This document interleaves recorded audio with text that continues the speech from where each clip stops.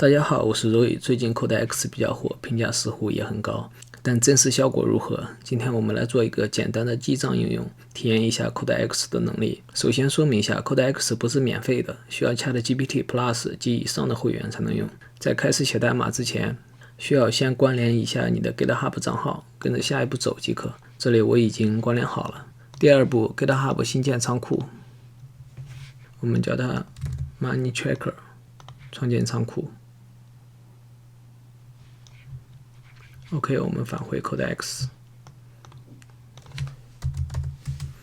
我们搜索一下我们的 Money Tracker。Codex 目前支持3种方式写代码：网页端、命令终端，还有 IDE， 比如 VS Code 等。这里我们先用网页端去进行尝试。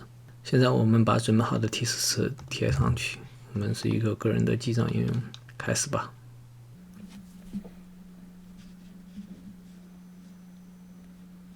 OK， 我们看一下 ，Codex 会使用一个虚拟环境进行开发，整个过程有点像人类写代码。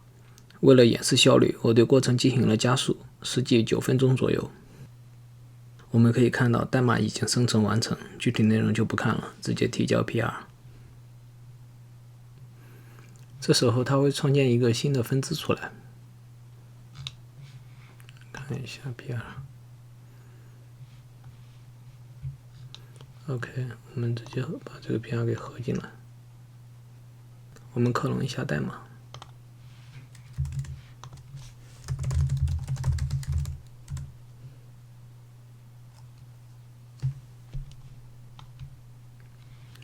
OK， 进到我们的项目里面去，然后安装依赖。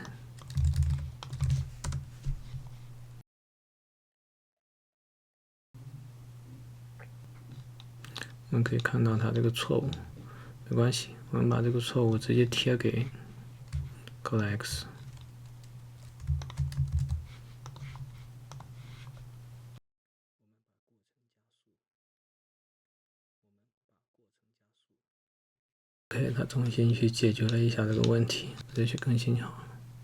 这一段是处理 SQLite 不支持枚举的问题，解决代码冲突，合并到主分支。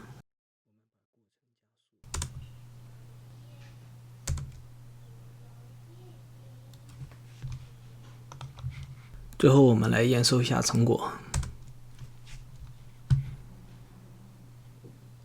OK， 我们来访问一下。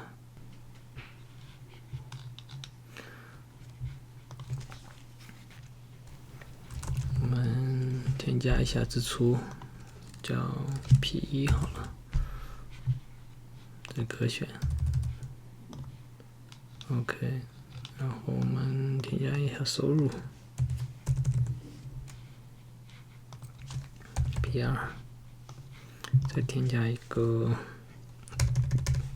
6666 P3。OK， 我们可以看到我们的这个数据展示还可以，前端至少比我写的要好一些，包括这些还是不错的。当然代码也是公开的，我放到了我的 GitHub 的仓库里面，大家有兴趣的也可以看一下。中间提交了几次我还合错了代码，不过也没有太大的问题，大家有兴趣的话可以看一下。我是 Roy， 我们下期视频见了。